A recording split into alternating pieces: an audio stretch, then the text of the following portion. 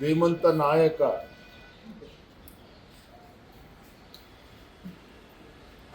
ಮಾಜಿ ಮುಖ್ಯಮಂತ್ರಿಗಳು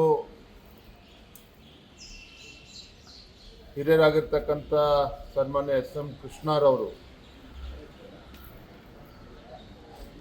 ನಮ್ಮಿಂದ ಇವತ್ತು ಅಗಲಿದ್ದಾರೆ. ಬಹಳ ನೋವು ತರ್ತಕ್ಕಂಥ ಸಂಗತಿ. ನಮಗೆಲ್ಲ ತಿಳಿದಿರೋ ಹಾಗೆ ಮಾನ್ಯ ಎಸ್.ಎಂ. ಕೃಷ್ಣರವರು ಅಜಾತ ಶತ್ರು ಅಂತಲೇ ನಾವು ಕರಿಬೋದು. ಮಾಜಿ ಮುಖ್ಯಮಂತ್ರಿಗಳಾಗಿ, ವಿದೇಶಾಂಗ ಸಚಿವರಾಗಿ, ರಾಜ್ಯಪಾಲರಾಗಿ ತಮ್ಮದೇ ಆದಂಥ ಒಂದು ದೂರದೃಷ್ಟಿತ್ವವನ್ನು ಉಳ್ಳಂಥ ಒಬ್ಬ ಮಹಾನ್ ನಾಯಕ ಸನ್ಮಾನ್ಯ ಎಸ್.ಎಂ. ಕೃಷ್ಣರವರು. ಈ ರಾಜ್ಯಕ್ಕೆ ಅವರು ಕೊಟ್ಟಿರ್ತಕ್ಕಂಥ ಒಂದು ಅಪಾರವಾಗಿರ್ತಕ್ಕಂಥ ಕೊಡುಗೆ. ಈಗ ತಾನೇ ಹಿರಿಯರಾಗಿರ್ತಕ್ಕಂಥ ಎಚ್.ಕೆ. ಪಾಟೀಲ್ ಜಿ ಅವರು ಮಾತನಾಡ್ತಾ ಹೇಳಿದರು, ರಾಜ್ಯದ ಮುಖ್ಯಮಂತ್ರಿಗಳಾಗಿ, ಹಣಕಾಸಿನ ಸಚಿವರಾಗಿ, ನೀರಾವರಿ ಕ್ಷೇತ್ರ ಇರುವುದು, ಗ್ರಾಮೀಣ ಭಾಗಕ್ಕೆ ಅವರು ಕೊಟ್ಟಿರ್ತಕ್ಕಂಥ ಕೊಡುಗೆಗಳು, ಉತ್ತರ ಕರ್ನಾಟಕಕ್ಕೆ ಕೊಟ್ಟಿರ್ತಕ್ಕಂಥ ಕೊಡುಗೆಗಳನ್ನು ಅವರು ಸ್ಮರಣೆ ಮಾಡಿದರು. ಜನಾನುರಾಗಿಯಾಗಿ ಅವರದೇ ಆದಂಥ ಒಂದು ಉತ್ಕೃಷ್ಟ ರಾಜಕಾರಣವನ್ನು ಮಾಡ್ಕೊಂಡು ಬಂದಿರತಕ್ಕಂಥವರು.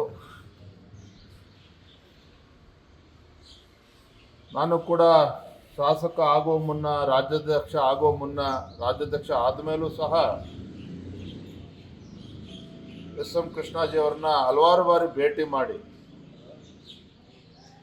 ಅವರೊಂದು ಆಶೀರ್ವಾದವನ್ನು ಕೂಡ ಪಡೆದುಕೊಂಡಿದ್ದೆ. ಅವರ ಮಾರ್ಗದರ್ಶನವನ್ನು ಕೂಡ ಆಗಾಗ ಭೇಟಿ ಮಾಡಿ ಪಡೆದುಕೊಳ್ತಕ್ಕಂಥ ಪ್ರಯತ್ನವನ್ನು ಕೂಡ ಮಾಡ್ತಾ ಇದ್ದೆ. ನಾನು ಅವ್ರನ್ನ ಭೇಟಿ ಮಾಡಿದಾಗ ಒಂದು ರೀತಿ ನಮಗೆ ರೋಮಾಂಚನ ಆಗ್ತಾ ಇತ್ತು. ನಮ್ಮಲ್ಲೂ ಕೂಡ ಇನ್ನೂ ಹೆಚ್ಚು ಒಂದು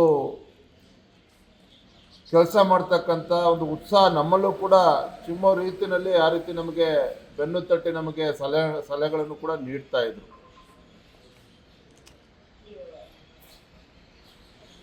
ಅಂತ ಒಬ್ಬ ಮಹಾನ್ ನಾಯಕ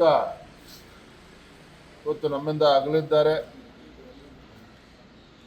ನಾನು ಆ ಭಗವಂತನಲ್ಲಿ ನಾನು ಪ್ರಾರ್ಥನೆ ಮಾಡ್ತೇನೆ, ಅವರ ಆತ್ಮಕ್ಕೆ ಚಿರಶಾಂತಿ ಸಿಗಲಿ, ಅವರ ಕುಟುಂಬಕ್ಕೆ ಅಗಲಿಕೆ ನೋವನ್ನು ತಡಿತಕ್ಕಂಥ ಶಕ್ತಿ ಭಗವಂತ ನೀಡಲಿ.